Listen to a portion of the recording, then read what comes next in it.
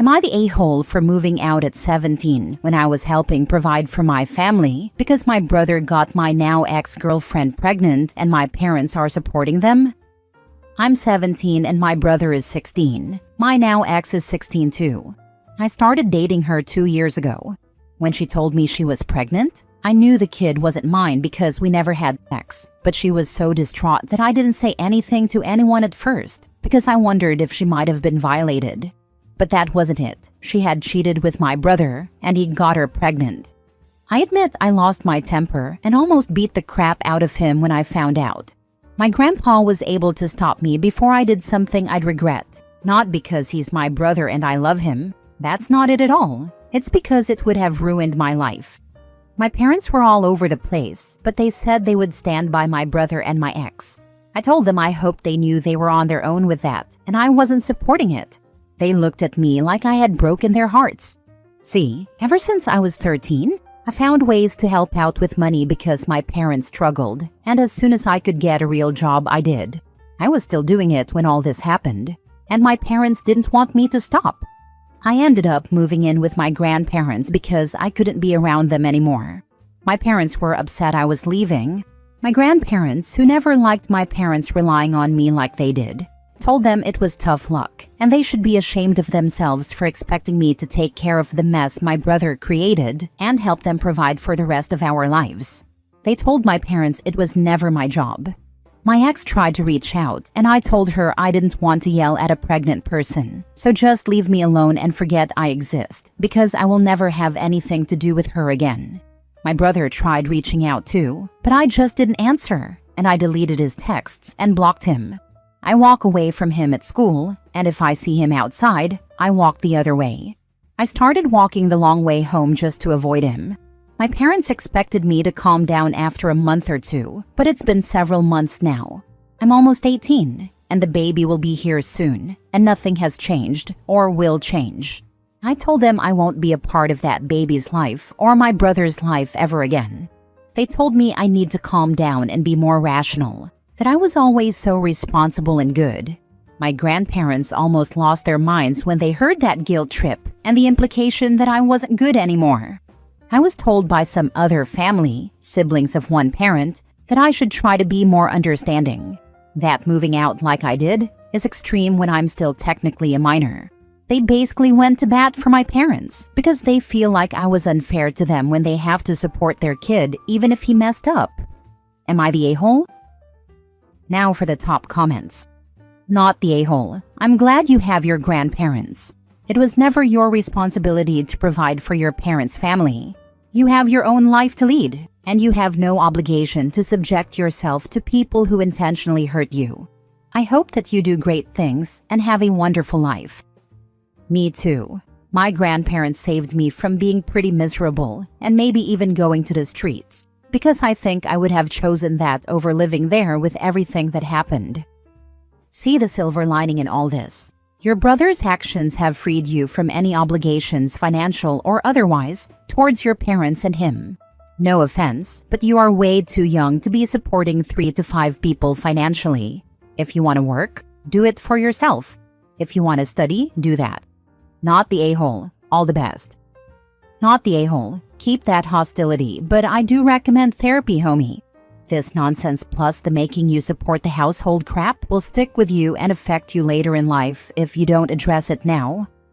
I'm looking into it now, but I'm not totally sold on the idea just yet.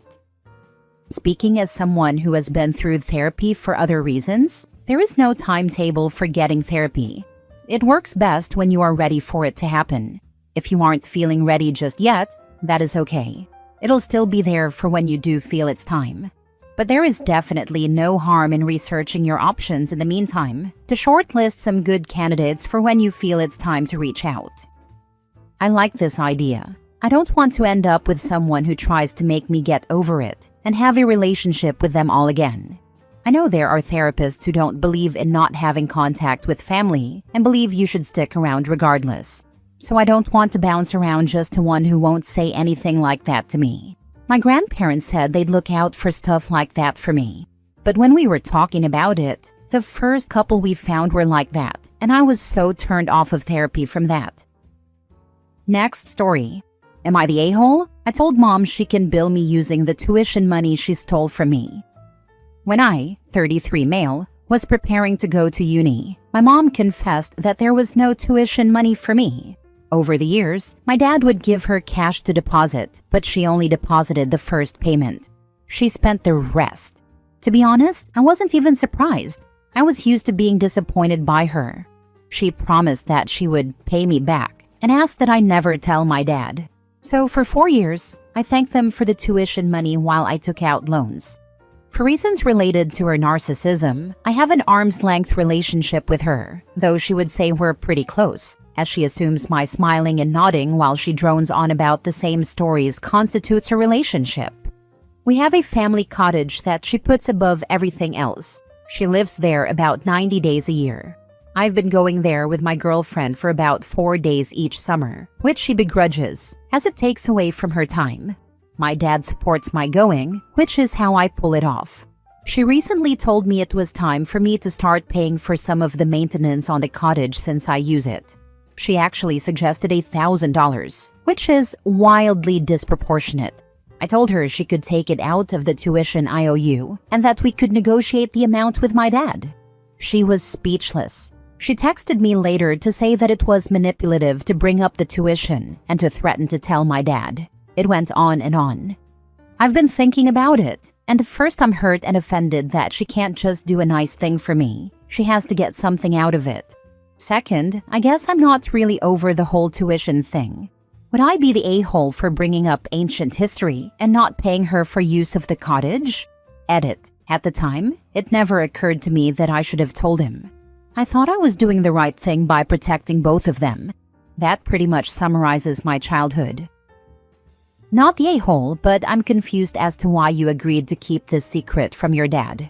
It isn't clear from your post whether or not your parents are currently married, but either way, it makes no sense to lie to your father. He thinks he spent money on your education, and for some reason you went along with this lie? Right? I wonder about the relationship. If it was my child, I'd be very angry at my wife, but I'd be hurt by my son. Like, do we not have a good enough relationship that he felt he couldn't tell me? That I wouldn't believe him or what? Also hurt that I worked so hard to help my child and give them a head start, but they felt it better to fall into debt than not tell me for reasons? If I found out my son felt he had to protect his mother to this degree after a transgression that large, I would be horrified and disgusted with myself to see that I allowed my son to be raised by this woman without adequate protection from me. Everyone sucks here except Dad. You're the a-hole for not telling your dad as soon as you were aware that your mom stole from both him and you. He could try legal action to recover some or all of that stolen tuition money. Instead, he may have continued giving her money intended for your schooling while you were taking on debt. Your complicity in your mom stealing from your dad and you has hurt your dad. You let him stay ignorant and vulnerable to your mom's lies. Your mom is obviously the a-hole as well. She has injured you and your dad and manipulated you into being her accomplice to leave your dad vulnerable. You are an adult now. You can choose how much access and energy you focus on your parents. Your mom is a manipulative, abusive user. No one who doesn't hold firm boundaries to prevent her accessing vulnerabilities is safe with her. You owe your dad a huge apology and the truth. You have deceived him for years now, hiding your mom's lies and thievery to the damage of you both. It's one thing to be a vulnerable child, under duress from a present and toxic parent. It's quite another to carry that deception on to taint your current and future relationship with your father.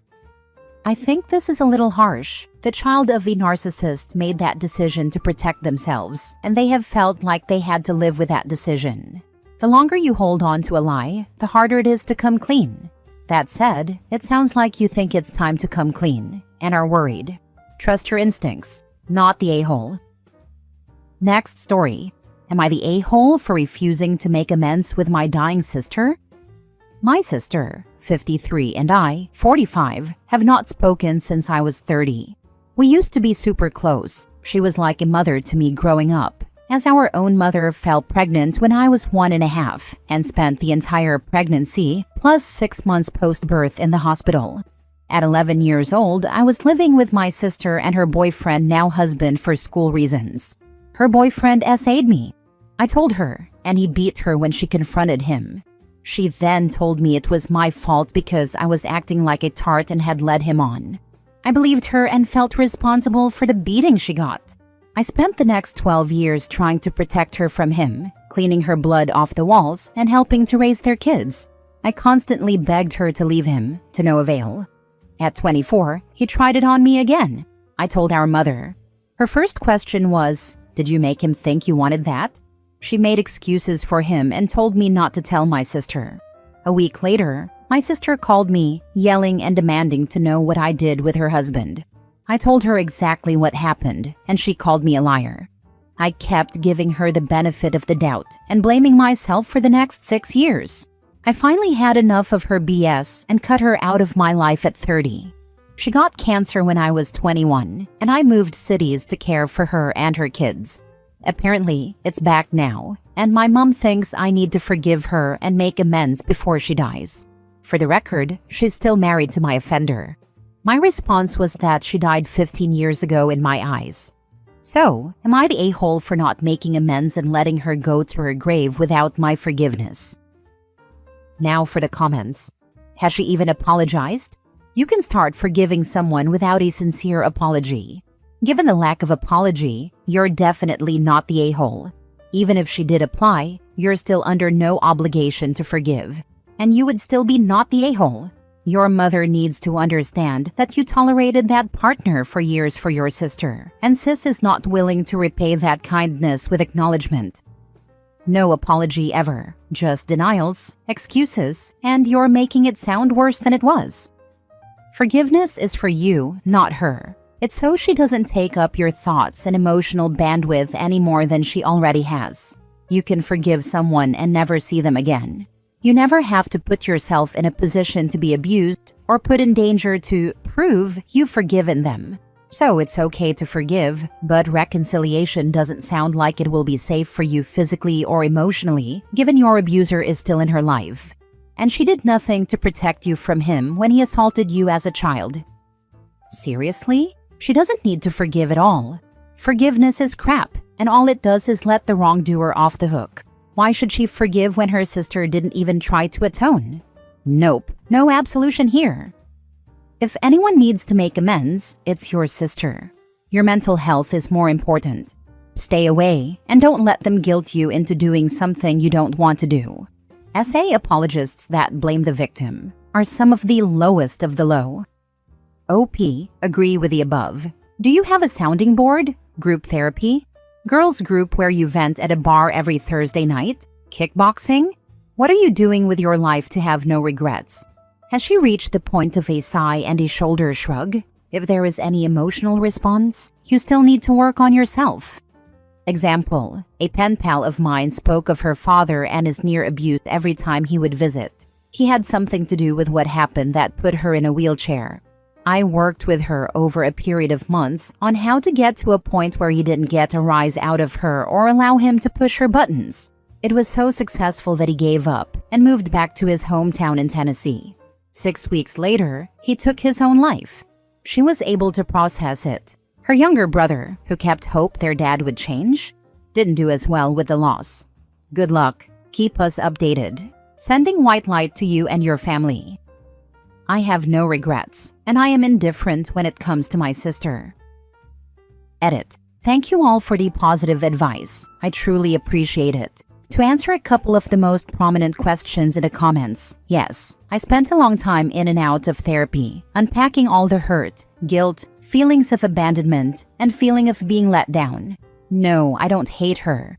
For many years I did, venomously, but that feeling changed to indifference as I healed. I don't believe I needed to forgive her to heal.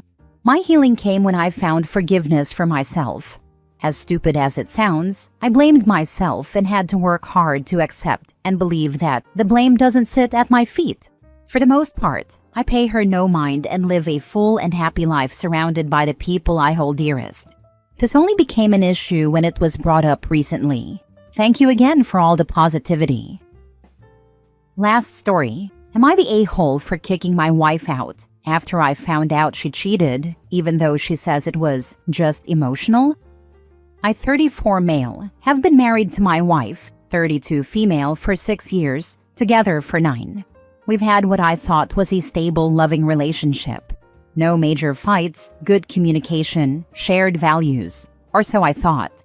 A couple of weeks ago, I noticed she started acting different, guarded, always on her phone, jumping into the shower as soon as she got home. I trusted her, but my gut was screaming. Last Thursday, while she was asleep, I looked at her messages. I know, not proud. That's when I found them. Dozens of messages between her and a coworker. Flirty, intimate, and clearly more than just friendship. Stuff like, "I wish I could fall asleep next to you, and you make me feel alive again." Nothing explicitly sexual, but emotionally, it somehow felt worse. They talked about me, how I wouldn't understand her the way he does. I confronted her the next day. She cried, admitted it, and insisted it was just emotional, that it never got physical, and that she was going through a phase of feeling unappreciated. I asked her why she didn't just talk to me about that. She said she was scared I'd shut her down. I told her to pack a bag and leave. I needed space. She begged me not to throw away our marriage over a few messages. Said I was being cruel.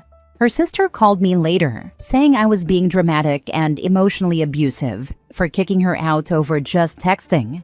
Now I'm sitting alone in our apartment, questioning everything. I loved her, still do, but I feel betrayed on a level I can't describe.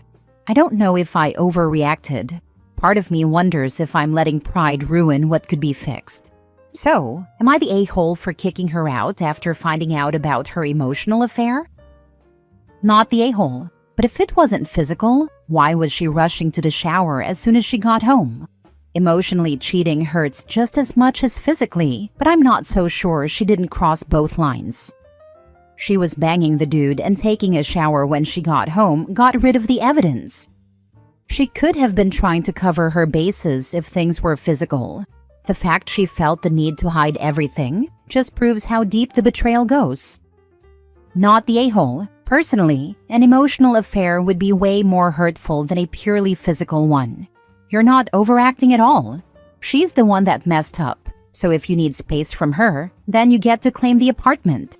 Some people would be able to move on with the relationship, some wouldn't. Whatever group you're in is something to figure out. But at this point, she's already screwing up even more by downplaying the affair and being unsupportive. The problem isn't just the cheating, it's now also her reaction when it came out. Sorry this happened to you, men. Yeah, this is what I was going to say. There are a lot of articles available talking about how emotional affairs are just as, if not more damaging than physical affairs.